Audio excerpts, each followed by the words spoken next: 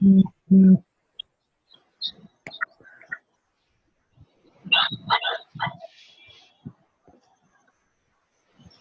कृष्ण। हरे Krishna. Okay, तो next time क्या करिए, उसका पेड वर्जन ले लीजिए प्रभु जी। अगर पेड वर्जन ले लेंगे तो फिर ये कटेगा नहीं बीच में।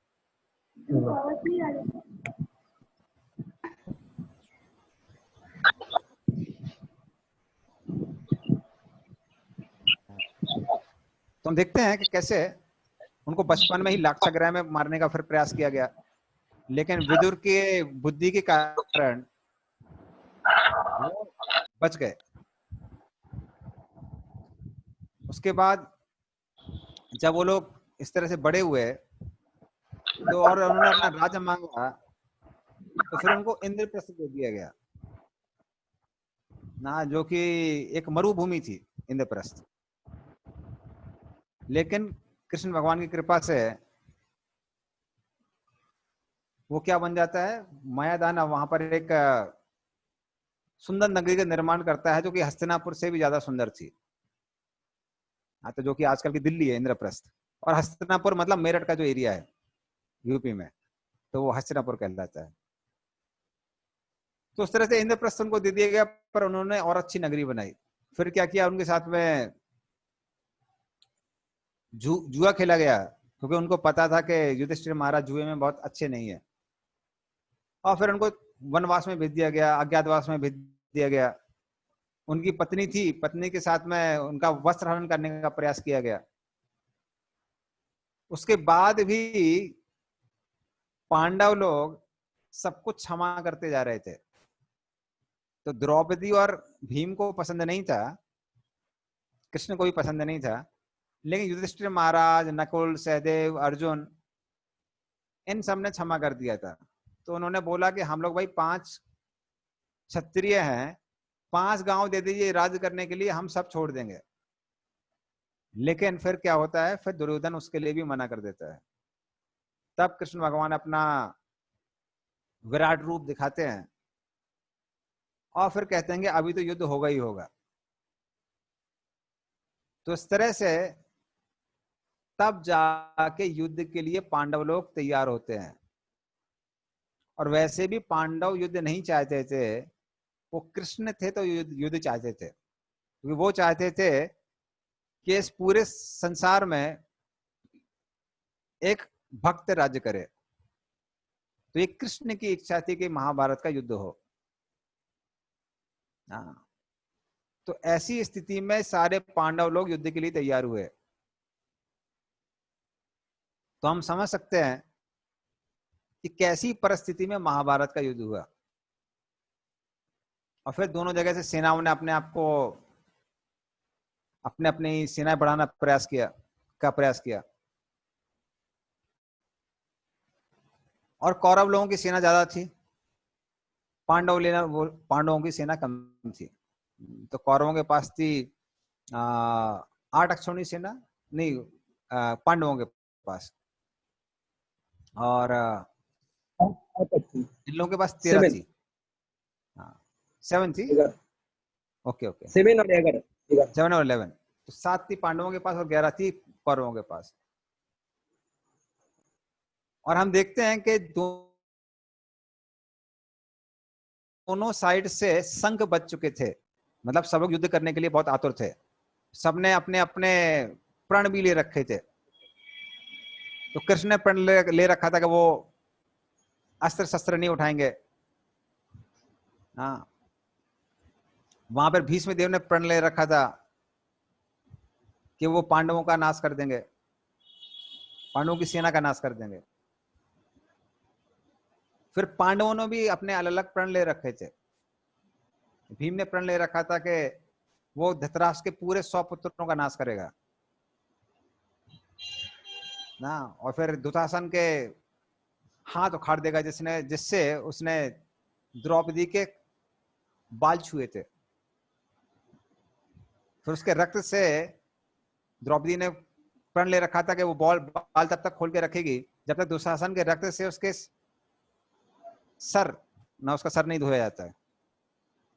तो दुशासन और दुर्योधन के, और भीम ने प्रण ले रखा था कि दुर्योधन का की जो जांग है उसको फाड़ देगा।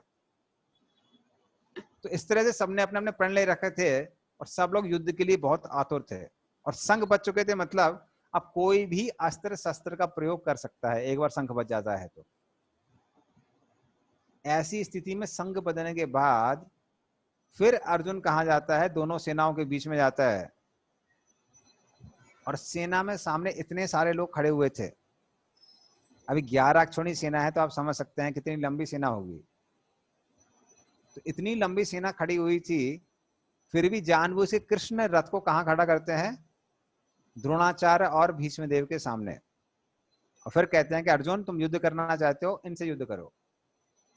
तो कृष्ण को पता था कि ये दो लोग ही ऐसे लोग हैं पूरी सेना में जिनसे अर्जुन सबसे ज्यादा प्रेम करता है और जिनका सबसे ज्यादा सम्मान करता है। तब अर्जुन जाके वहां पे कांपने लगता है, धनुष को नीचे रख देता है, रोना चालू कर देता है। ऐसी स्थिति में कृष्ण क्या बोलते हैं, भगवत गीता बोलते हैं। संघ बच चुके थे, इसका मतलब ये था कि दूसरी सेना से कोई भी अस्त्र शस्त्र का प्रयोग करके अर्जुन पे हमला कर सकता था, अलाउड था। उस समय कृष्ण बड़े आराम से बैठ के भगवत गीता सुनाते हैं। तो जिस समय एक क्षण के लिए भी अगर ध्यान भटक जाता है तो आपकी गर्दन आपके धड़ से अलग हो सकती है। उस समय कृष्ण क्या बता रहे हैं, उस समय कृष्ण भगवत गीता बोल रहे हैं। उससे कृष्ण ये दिखाना चाहते हैं कि हमारे जीवन में कितनी भी बड़ी समस्या क्यों ना आ जाए, कितना भी गंभीर विषय क्यों ना हो, उस समय भी हमको भगवत गीता सुनने के लिए अपना टाइम निकालना चाहिए। क्योंकि कितनी भी समस्याएं क्यों ना हो, व्यक्ति युद्ध की समस्याओं से ज्यादा नहीं घिर सकता है, और यहाँ युद्ध चालू हो चुका है। उस समय कृष्ण भगवान क्या बोल रहे हैं, भगवत गीता बोल रहे हैं। तो ये पूरा बैकग्राउंड सेट करते हैं कृष्ण। तो महाभारत वेद व्यास ने लिखी ताकि जो लोग कम बुद्धि वाले हैं वो लोग क्या कर सके, वो लोग शास्त्रों का सार समझ सके। और पूरी महाभारत में बहुत कुछ दिया हुआ है इंटरेस्टिंग। पॉलिटिक्स है इतनी सारी, रोमांस है उसके अंदर, थ्रिल है, सब कुछ है पूरी महाभारत के अंदर। उसके द्वारा क्या होगा, जो लोग कम बुद्धि वाले हैं वो बहुत आकर्षित हो जाएंगे, महाभारत सुनेंगे। और महाभारत का मतलब ये, उसका जो मुख्य केंद्र है वो है महाभारत का युद्ध। तो जब सब लोग एकदम एकाग्रचित्त हो जाते हैं सुनने के लिए कि अभी युद्ध में क्या होने वाला है, उस समय कृष्ण क्या बोलते हैं, भगवत गीता बोलते हैं। तो इसलिए महाभारत कैसी है, एक दवा। महाभारत, ओके, तो पहले हम एक्सप्लेन करते हैं। तो महाभारत की जो मुख्य चीज है वो है दवाई। वो दवाई क्या है, वो भगवत गीता है। तो जब माँ बच्चे को दवाई देना चाहती है तो कभी कभी बच्चा क्या करता है, आनाकानी करता है, हम ये नहीं खाएंगे, वो नहीं खाएंगे, मना करता है। फिर माँ कभी कभी क्या करती है, उस दवाई को लड्डू में डाल के बच्चे को खिला देती है। तो बच्चा खाना चाहता है लड्डू, लेकिन क्या खा लेता है, दवाई खा लेता है। तो उसी तरह से जो ये गीता है वो दवाई जैसी है, जो कि हमको जन्म मृत्यु के चक्कर से मुक्त कराने वाली है। उसके लिए भगवान, इन्होंने वेद व्यास ने क्या किया, पूरी महाभारत लिखी ताकि लोग बड़े इंटरेस्ट के साथ सुनेंगे और बाद में क्या होगा, बाद में गीता के ज्ञान से उनका हृदय प्रकाशित हो जाएगा। तो इस तरह से महाभारत लिखी गई है। तो उसकी जो मुख्य दवाई है वो अभी हम लोग दवाई लेंगे इस सेशंस में, जो हमारा कोर्स चलेगा। तो इस तरह से जो भगवत गीता है वो बहुत महत्वपूर्ण है। दूसरा, भगवत गीता का मतलब यह भगवत गीत, भगवान का गीत। तो लोग अलग अलग गीत लिख सकते हैं। जैसे बंगाल में रविंद्र संगीत बहुत प्रसिद्ध है। प्रभुपाद जी बोलते हैं कि वो तुम ही तोमार करता रहता है, ये बताता नहीं है कि भाई तुम ही और तोमार कौन है, कि तुम ही ये, तुम ही वो, तुम्हार ये, तुम्हार वो, बट वो तुम ही और तोमार कौन है, तो वो बताता नहीं है कि ये भगवान के बारे में बता रहे हैं, बोल रहे हैं। तो वो भी एक गीत है। तो इस तरह से लोग गीत लिखते रहते हैं, लेकिन जो भगवान का गीत है वो कैसा है, वो चिन्मय है। 5000 साल पहले जितना प्रैक्टिकल था आज भी उतना ही प्रैक्टिकल है। हाँ, तो इस तरह से भगवत गीता बहुत महत्वपूर्ण है। तो ये थोड़ा सा बैकग्राउंड है भगवत गीता का। तो ये कुछ होमवर्क था। तो हम क्या करेंगे, इस होमवर्क को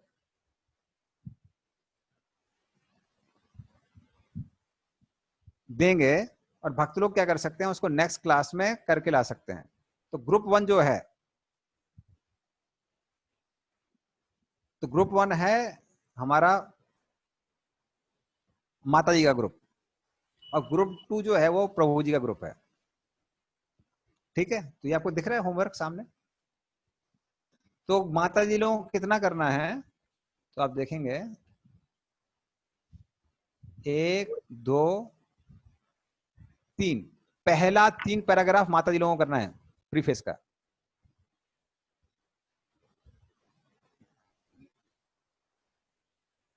और आखिरी 3 करना जी लोगों को।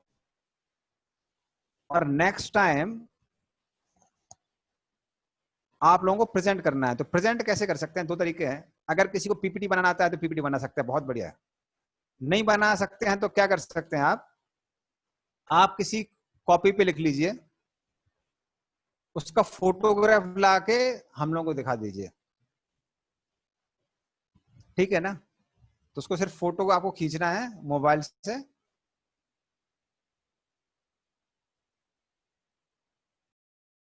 भी आप शेयर कर सकते हैं सबके साथ, तो लोग देख सकते हैं क्या लिखा हुआ है आपने।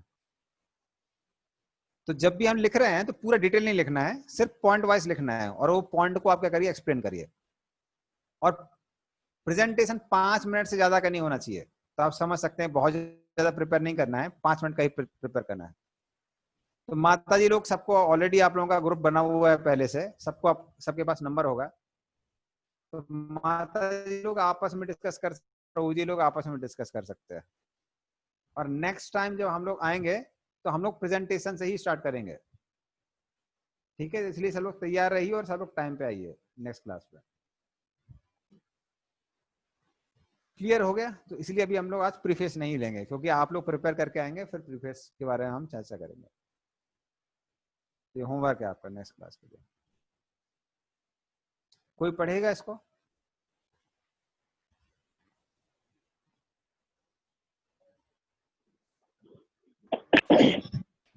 हम पढ़ें प्रभु जी? आप पढ़िए पढ़िए। Introduction to Bhagavad Gita as it is. Los Angeles, November 23rd, 1968. We must not have many followers. We don't care for that. We don't want these nonsense followers, many thousands. What they will do. But if we can turn one man into Krishna consciousness perfectly, he can do tremendous work in the world. That is our principle. We don't want nonsense. So this is the principle of understanding Bhagavad Gita. Go on. तो प्रभुपाद की इच्छा थी कि भक्तों को training देनी चाहिए, इसलिए हम लोग भगवत गीता डीपली पढ़ रहे हैं। इसलिए शास्त्रों में लिखा हुआ है एक चंद्र तमोहंती। तो आसमान में कितनी भी तारे क्यों ना हो, वो रात को अंधकार को ज्यादा खत्म नहीं कर पाते हैं, लेकिन एक चंद्रमा अगर आकाश में होता है तो वो अंधकार को दूर कर देता है। तो शुरुआत में प्रभुपाद ने बहुत प्रचार किया और बहुत सारे भक्तों को भक्ति में लेके आए। और कुछ समय बाद प्रभुपाद ने बोला नहीं, अभी हमको क्या करना चाहिए, इन भक्तों को ट्रेनिंग देना चाहिए। तो अभी ट्रेनिंग का टाइम है। इसलिए प्रभुपाद की इच्छा थी कि सारे भक्तों को भगवत गीता और भागवतम की शिक्षा देके ट्रेन किया जाए, ताकि उनको समझ में आए कि भक्ति का ये जो दर्शन है वो दर्शन क्या है। तो प्रभुपाद की इच्छा थी, इसलिए हमारा ये कोर्स चल रहा है श्री गोपाल की। तो अभी हम लोग दूसरे उससे स्टार्ट करेंगे, हमारा सेकंड नेक्स्ट यूनिट है। तो 1 मिनट रुकिए बस।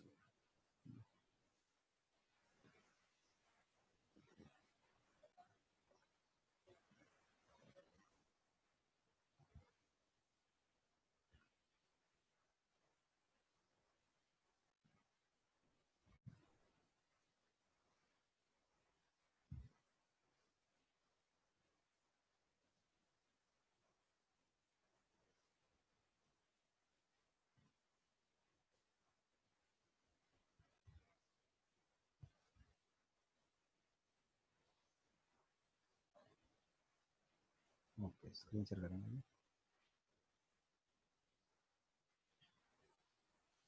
तो ये हमारा पहला लेसन है, वो है फर्स्ट श्लोक से लेकर 13 श्लोक तक पहले चैप्टर का। तो ये बैकग्राउंड है, जो पहला चैप्टर है वो भगवत गीता का बैकग्राउंड है। तो ये बैकग्राउंड सेटिंग बताई जाती है चैप्टर नंबर 1 में, ताकि आगे कृष्ण अर्जुन को क्यों बोल रहे हैं, क्या बोल रहे हैं, वो समझ में आए।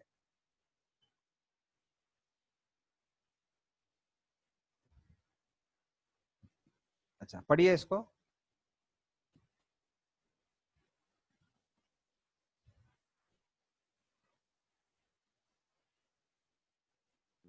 कोई भी एक भक्त पढ़ हम सकता है। पढ़े प्रोफेसर। हाँ, पढ़िए पढ़िए। Bhagavad Gita 1.1 London, July 7th, 1973. So Kurukshetra is a dharma kshetra. It is a not fictitious thing, just like rascal commentators, so called, they say. Kurukshetra means this body. It is not that, as it is. Try to understand Bhagavad Gita as it is. Kurukshetra, Dharma Kshetra.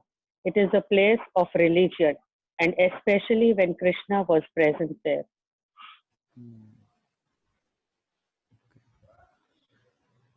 तो इसलिए ये युद्ध कहाँ हो रहा है? कुरुक्षेत्र में। तो कुरुक्षेत्र को धर्म क्षेत्र भी कहते हैं। हाँ, तो इसमें ठीक है, इसमें नहीं दिया हुआ है, मैं बताता हूँ इसको पहले। तो कुरुक्षेत्र को धर्म क्षेत्र क्यों कहते हैं? कई कारणों से। पहला कारण यह है कि कृष्ण वहां पर स्वयं थे, जो कि एक साधारण सा कारण है। दूसरा, उसको धर्म क्षेत्र इसलिए कहते हैं क्योंकि वहां पे बहुत सारी धार्मिक क्रियाएं कई युगों से होती हुई आ रही हैं। जैसे कि कुरुक्षेत्र में आज भी सरस्वती नदी बहती है। तो अगर वहां पे आप जाएंगे, पिहोवा में एक जगह है जहां पर सरस्वती नदी बहती है। तो जब हम कुरुक्षेत्र गए थे तो सरस्वती नदी का पहली बार जल छुआ, स्पर्श किया कुरुक्षेत्र में। तो इसलिए भी उसको धार्मिक कहा जाता है। फिर पृथु महाराज ने जो यज्ञ किए थे, अश्वमेध यज्ञ, वो सारे के सारे कुरुक्षेत्र में ही किए थे। इसलिए उसको भी क्या बोलते हैं, इसलिए पृथुदक, जो पिहोवा करके जगह है, तो पृथुदक भी जगह कहां पर आती है? कुरुक्षेत्र में ही आती है। इसलिए भी वो धर्म क्षेत्र कहलाता है। फिर कुरुक्षेत्र में ही भगवान कृष्ण और बलराम का मुंडन हुआ था, तो मुंडन संस्कार भी कुरुक्षेत्र में हुआ है। फिर ययाति महाराज ने वहां पर यज्ञ किया था, जिसमें बताते हैं कि उन्होंने पानी को शहद में बदल दिया था। तो वो भी कहाँ हुआ? वो भी पृथुदक, यहाँ पे कुरुक्षेत्र में ही हुआ। और समय समय से जिसको भी अगर बड़े बड़े यज्ञ करने होते थे, कुछ धार्मिक कार्य करने होते थे, तो सब लोग कहाँ आते थे? कुरुक्षेत्र में ही एकत्रित होते थे। फिर जो परशुराम है, तो परशुराम ने 21 बार जब धरती को क्षत्रियों से विहीन किया, तो उसके रक्त से वहां पर बड़े बड़े तालाब बनाए, जिनको बोलते हैं सामंत पंचक। तो वो भी कहाँ हुआ? कुरुक्षेत्र में हुआ। तो देखने में, आप सुन रहे हैं, आपको लग रहा होगा बड़ा भयानक विषय है, लेकिन क्योंकि परशुराम भगवान के अवतार हैं, इसलिए जो भी वो करते हैं वो कैसा कहलाता है? वो अच्छा कहलाता है। तो वो धार्मिक कार्य भी कहाँ हुआ? वो कुरुक्षेत्र में ही हुआ। तो 5 उन्होंने तालाब बनाए वहां पर, बड़े बड़े तालाब सामंत पंचक पे। तो वो भी कहाँ हुआ? वो भी कुरुक्षेत्र में ही हुआ। फिर आगे हम देखते हैं, ये खैर ये पहले होता है, ये पहले ही होता है। हाँ, कुरुक्षेत्र के पहले होता है कि जब सूर्य ग्रहण होता है। सूर्य ग्रहण में सारे ब्रजवासी कृष्ण से मिलने आते हैं, और बहुत सारे ऋषिगण वो भी कृष्ण से मिलने आते हैं। उस समय वसुदेव बहुत सारे यज्ञ करते हैं, कहां पर करते हैं? कुरुक्षेत्र में ही करते हैं। और सब लोग ब्रह्म सरोवर में स्नान करने के लिए आते हैं। तो वहां जो ब्रह्म सरोवर है, उसको सामंत पंचक भी कहते हैं, वहां पर ब्रह्मा जी ने चारों जो वर्ण हैं, वर्ण और आश्रम है, 4 वर्ण 4 आश्रम, उनकी संरचना प्रारंभ की। तो वो भी कहाँ चालू हुआ? कुरुक्षेत्र में। इन्हीं कारणों से इसको धर्म क्षेत्र भी कहते हैं। तो ये कारण है सारे के सारे। हाँ, तो इसलिए इन सभी कारणों से उसको क्या बोलते हैं? कुरुक्षेत्र बोलते हैं। तो अभी हम लोग आएंगे समरी में, पहले चैप्टर की जो समरी है।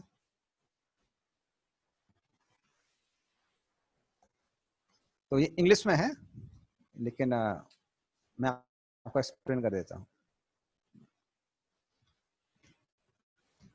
तो पहले श्लोक में ही हम देखते हैं कि कैसे जो धृतराष्ट्र है वो संजय से प्रश्न पूछता है। उससे धृतराष्ट्र का जो कुटिला स्वभाव है वो समझ में आता है, कुटिल स्वभाव।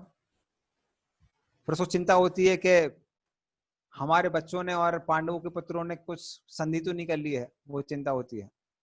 तो उनके बारे में पूछता है। दूसरे श्लोक से लेकर 11वें श्लोक तक दुर्योधन का भय दिखाई पड़ता है कि वो सेना को देखे कैसे भयभीत होता है, कैसी अपनी कूटनीति का इस्तेमाल करता है, और दोनों सेनाओं का विवरण दिखाता है, सुनाता है। किसको? द्रोणाचार्य को। ये दूसरे से 11वें नंबर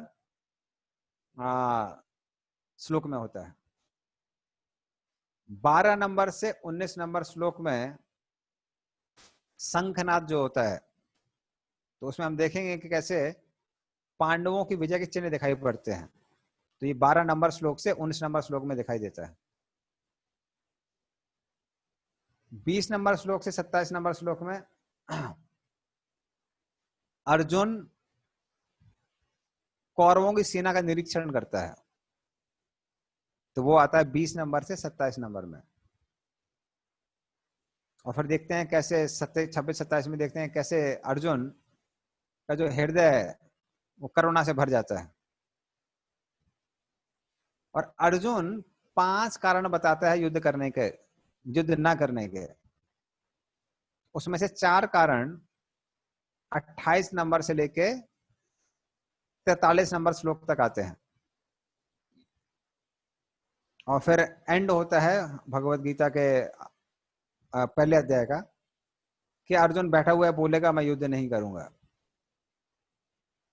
तो उस तरह से जो पहला आपका चैप्टर है, पहला अध्याय है, वो पूरा बैकग्राउंड सेट करता है।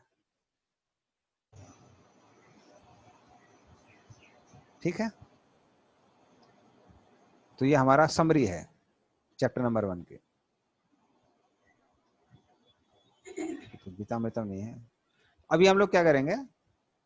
अभी हम लोग भगवत गीता में आ जाते हैं। तो मैं क्या करूंगा, मैं श्लोक पढ़ूंगा और किसी भक्त से आग्रह है कि आप लोग हिंदी में क्या करिए, आप उसका अर्थ पढ़िए हिंदी में। तो जिसके पास भी हिंदी में भगवत गीता है वो पढ़ेगा। तो पहले श्लोक से आज हम लोग चालू करते हैं। धृतराष्ट्रवाच धर्म क्षेत्रे कुरुक्षेत्रे समवेतायुत्सवः मामका पांडवाश्चैव किम अकुर्वत संजय। पढ़िए। कहा, हे संजय, धर्मभूमि कुरुक्षेत्र में युद्ध की इच्छा से एकत्र हुए मेरे तथा पांडु के पुत्रों ने क्या किया? तो इस पहले अध्याय को विषाद योग भी कहते हैं। विषाद योग मतलब विषाद के द्वारा या दुख के द्वारा कैसे अर्जुन अपने आप को भगवान से जोड़ता है। तो दुख सबको होता है, दुख के बाद में कुछ लोग भगवान से दूर जाते हैं, कुछ भगवान के पास जाते हैं। लेकिन क्योंकि इसके द्वारा अर्जुन अपने आप को भगवान से जोड़ता है, तो इसलिए कुछ आचार्य लोग इसको विषाद योग भी कहते हैं। तो पहले श्लोक में आता है, धृतराष्ट्र क्या बोलता है? धर्म क्षेत्रे कुरुक्षेत्रे। तो ये क्या करिए आप अभी म्यूट कर लीजिए सब लोग अपने अपने उसको माइक म्यूट कर लीजिए। तो धर्म क्षेत्र कुरुक्षेत्र, ये जो कुरुक्षेत्र है धर्म क्षेत्र, तो इसलिए धृतराष्ट्र बहुत भयभीत था, उसको मालूम था कि जो पांडव लोग हैं वो धार्मिक हैं, तो वो भय दिखाता है धृतराष्ट्र का। और फिर क्या बोलते हैं सामवेता, मतलब वो इकट्ठे हुए हैं किसके लिए, युत्सवः। तो जो कौरव और पांडव एकत्रित हुए हैं युद्ध करने के लिए, तो वो क्या बोल रहा है, माम का पांडव सेवा, मेरे पुत्र और पांडु के पुत्र। तो यहाँ पे उसकी भौतिक चेतना दिखाई देती है, भौतिक चेतना भी नहीं बल्कि स्वार्थ दिखाई देता है उसका। वो क्या बोल रहा है, मेरे और पांडु के पुत्र। ये नहीं बोला कि अरे मेरे पुत्र और ना मेरे भाई के पुत्र, ये भी बोल सकता था, या फिर वो भी उसके पुत्र जैसे ही थे जो पांडव लोग थे। तो मेरे पुत्रों ने क्या किया ये भी नहीं बोला, क्या बोला है, माम का पांडवस्यवा, मेरे पुत्र और पांडु के पुत्र। इसका मतलब वो पूर्ण रूप से स्वार्थ से घिरा हुआ है। फिर क्या बोलते, किम अकुर्वत संजय, हे संजय उन्होंने क्या किया। तो खुद क्या बोल रहा है, सामवेता युद्ध सभा, वो युद्ध की इच्छा से इकट्ठे हुए। और खुद क्या बोल रहा है, उन्होंने क्या किया। तो ये प्रश्न बड़ा अटपटा है। तो खुद जब बोल रहा है कि युद्ध करने के लिए इकट्ठे हुए हैं, तो भाई ये पूछने वाली बात है कि वो क्यों इकट्ठे हुए। तो ये तो कोई पूछने वाली बात नहीं है। तो ये क्या है, ये धृतराष्ट्र का भय दिखाता है, और इनडायरेक्टली वो क्या पूछना चाहता है ये भी दिखाता है। तो संजय के मन में आता है कि आपने ही बोला कि भाई युद्ध के लिए इकट्ठे हुए हैं, तो आपको चिंता क्यों हो रही है कि क्यों इकट्ठे हुए हैं। तो फिर क्यों चिंता हो रही है आपको। तो धृतराष्ट्र क्या बोलता है, धृतराष्ट्र बोलता है नहीं मुझे चिंता हो रही है कि ये लोग युद्ध के लिए इकट्ठे हुए हैं, पर युद्ध कर रहे हैं कि नहीं कर रहे हैं। क्योंकि ऐसा तो नहीं है कि धर्म क्षेत्र के प्रभाव से इनकी बुद्धि फिर जाए और ये आपस में संधि कर लें। तो अगर संधि कर लेंगे तो क्या होगा, संधि कर लेंगे तो फिर नीति के अनुसार राज्य किसको मिलेगा, उनको युधिष्ठिर महाराज को मिलेगा। और धृतराष्ट्र को पता था, मतलब काफी कॉन्फिडेंस था, लेकिन अगर युद्ध होगा तो हमारे पुत्र ही जीतेंगे, क्योंकि द्रोणाचार्य, भीष्मदेव, कर्ण सबके सब हमारे साथ हैं, और उनके साथ कृष्ण है, पर कृष्ण अपने अस्त्र शस्त्र नहीं उठा रहे। तो उसको लग रहा था अगर युद्ध हुआ तो मेरे बच्चे पक्का जीतेंगे, तो इसलिए क्या होना चाहिए, युद्ध होना चाहिए, बीच में संधि नहीं होनी चाहिए। संधि हो गई तो फिर युधिष्ठिर महाराज को राज्य प्राप्त होगा, या फिर आधा आधा भी मिलेगा तो भी अच्छा नहीं है। हमारे पुत्रों को पूरा राज्य मिलना चाहिए। हाँ, तो इसलिए उनको चिंता हो रही थी धृतराष्ट्र को कि उन्होंने युद्ध किया या नहीं किया। अभी क्या करिए आप शुरू की 1 2 3 4 5 6 शुरू की 6 लाइनें पढ़िए, 5 लाइनें तात्पर्य में।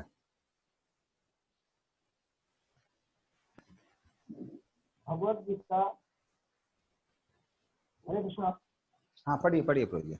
भगवद गीता एक बहुपठित आस्तिक विज्ञान है जो गीता महात्म्य में सार रूप में दिया हुआ है। इसमें यह उल्लेख है कि मनुष्य को चाहिए कि वह श्री कृष्ण के भक्त की सहायता से संवीक्षण करते हुए भगवद गीता का अध्ययन करे और स्वार्थ प्रेरित व्याख्याओं के बिना उसे समझने का प्रयास करे। अर्जुन ने जिस हाँ बस इतना काफी प्रोजेक्ट। तो मेन चीज क्या है, यहाँ पे हम लोग क्या बता रहे थे कि प्रभुपाद क्या बोलते हैं कि ध्यान पूर्वक इसको भगवद गीता को पढ़ना है। तो इसलिए भगवद गीता कॉमिक बुक की तरह नहीं है कि भाई पढ़ लिया और क्या जा रहा है क्या नहीं जा रहा है फर्क नहीं पड़ रहा है। भगवद गीता अध्ययन करने की चीज है, शोध करने की चीज है। इसलिए उसको जैसे हम लोग कॉलेज की किताबें पढ़ते हैं वैसा पढ़ना चाहिए।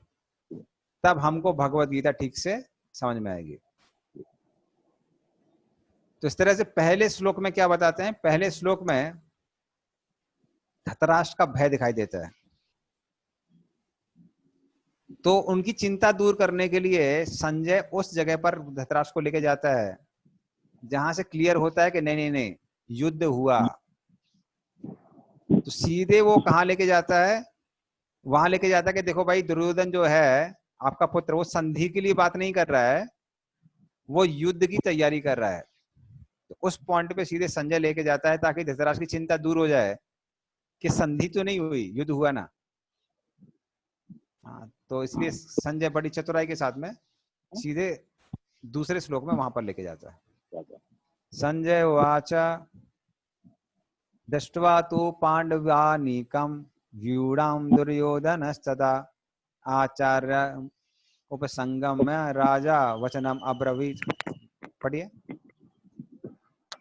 संजय ने कहा, हे राजन, पांडु पुत्रों द्वारा सेना की व्यूह रचना देखकर राजा दुर्योधन अपने गुरु के पास गया और उसने ये शब्द कहे। हाँ, तो उसमें कहा जाता है, ये पांडवों के पास नहीं जा रहा है, कहाँ जा रहा है, अपने गुरु के पास जा रहा है। और किस लिए जा रहा है, सेना के बारे में बात करने के लिए जा रहा है। तो उससे क्लियर हो जाता है कि वो गुरु के पास जा रहा है, द्रोणाचार्य के पास, और युद्ध की तैयारी के लिए जा रहा है। तो धृतराष्ट्र की चिंता दूर हो जाती है, उसको चिंता नहीं रहती है कि युद्ध हुआ कि नहीं हुआ। और फिर उसके बाद में हम लोग 3 नंबर में जाते हैं। पश्येतं पांडुपुत्राणाम आचार्य महतीं चमूं व्यूणां द्रुपद पुत्रेण तव शिष्येन धीमता। पढ़िए इसको। और कोई पढ़िए, और कोई प्रभु पढ़ सकते हैं? हाँ, कोई भी और पढ़ सकता है। को देते हैं जिसे आपके बुद्धिमान शिष्य द्रुपद के पुत्र ने इतने कौशल से व्यवस्थित किया है। हाँ, तो इसमें जो मुख्य जो शब्द है, जो प्रभुपाद जी जिसको हाईलाइट करते हैं, वो है धीमता, तव शिष्येन धीमता। तो उससे अर्जुन का, दुर्योधन क्या समझ में आता है, उसकी डिप्लोमेसी समझ में आती है, कूटनीति समझ में आती है। तो वो क्या समझा रहा है, तव शिष्येन, ये आपका ही शिष्य है, और क्या धीमता, बड़ा बुद्धिमान है। तो आपका जो बुद्धिमान शिष्य है धृष्टद्युम्न, उसने यहाँ पर सेना की रचना की है। तो उससे इनडायरेक्टली दुर्योधन क्या बताना चाह रहा है, दुर्योधन बता रहा है कि ये जो व्यक्ति है जो आपको मारने के लिए पैदा हुआ है, धृष्टद्युम्न। तो धृष्टद्युम्न की कथा सबको पता है, ये कैसे द्रुपद महाराज और द्रोणाचार्य दोनों के दोनों मित्र थे। उस समय द्रुपद महाराज द्रोणाचार्य को कहते हैं कि मित्र कभी भी आवश्यकता पड़े तो हमारे पास आइए, मैं आप तुमको आधा राज्य दे दूंगा। और फिर द्रोणाचार्य जब बहुत ज्यादा गरीबी में होते हैं, तब वो क्या करते हैं, तब वो द्रुपद के पास जाते हैं, लेकिन द्रुपद मना कर देता है, बोलता है कि मित्रता समान लोगों में होती है। तो उस तरह से फिर द्रोणाचार्य को बहुत दुख होता है, और बाद में भीष्म पितामह आके द्रोणाचार्य को कौरवों और पांडवों के गुरु के रूप में स्वीकार करते हैं। हाँ, और फिर जब गुरु दक्षिणा की बात आती है, तो पहले कौरवों को द्रोणाचार्य कहते हैं कि हमको कौन चाहिए, द्रुपद चाहिए। तो ये दिखलाता है कि कैसे द्रोणाचार्य, उनके अंदर बदले की भावना नहीं होनी चाहिए थी, पर फिर भी बदले की भावना दिखाई। तो पहले सारे ये लोग जाते हैं,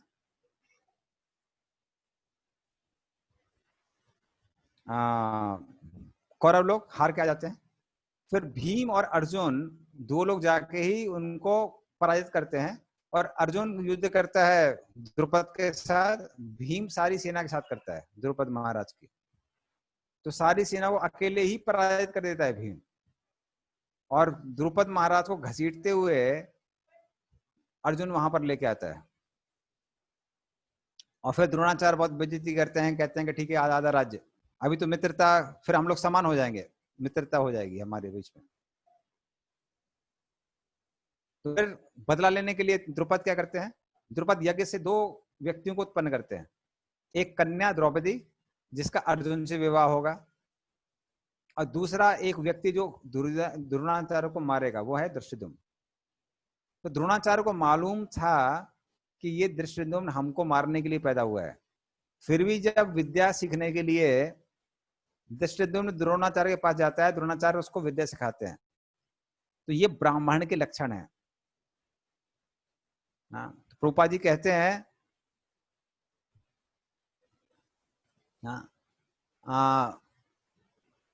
कि ये ब्राह्मण है, उसको पता है कि ये हमको मारने वाला है, और फिर भी क्या बोलता है, फिर भी उनको विद्या सिखाते हैं द्रोणाचार्य। तो दुर्योधन वही बोल रहा है कि देखिए पहले आपने बुद्धिमानी का काम नहीं किया है, आपका शिष्य बहुत बुद्धिमान है, आपको मारने के लिए आपसे भी विद्या सीखी, पर आप बुद्धिहीन है इसलिए उसको शिक्षा दे दी। तो पहले ही आपने बुद्धिहीनता का प्रदर्शन किया है, पर अपने मारने वालों को विद्या सिखाई है। आज वो आपके सामने खड़ा हुआ है पूरी सेना लेके आपको मारने के लिए, दोबारा बुद्धिहीनता मत दिखाइए। कौन सी बुद्धिहीनता? अपने दूसरे शिष्य अर्जुन और बाकी पांडवों को के साथ में नम्रता दिखाते हुए। तो अभी पांडवों के साथ में नम्रता नहीं दिखानी है, शिष्यों के साथ ऑलरेडी आप मूर्खता कर चुके हैं। तो ये सारी चीजें दुर्योधन समझा रहा है एक छोटे से शब्द के द्वारा, जो कि बहुत लग रहा है बड़े सम्मान के साथ बोल रहा है। तो ये अर्जुन के, दुर्योधन का क्या दिखाता है, कूटनीति दिखाता है ये वाला श्लोक। तो अभी 8:30 हो गया, 8:30 से शायद आपकी कोई और भी क्लास है, तो आज हम लोग यहीं पे कथा को विराम देंगे। फिर नेक्स्ट क्लास में फिर से आएंगे, लेकिन जो हमने होमवर्क दिया था उसको अभी हम व्हाट्सएप में भी भेज देंगे सबको। तो ग्रुप 1 किसका है?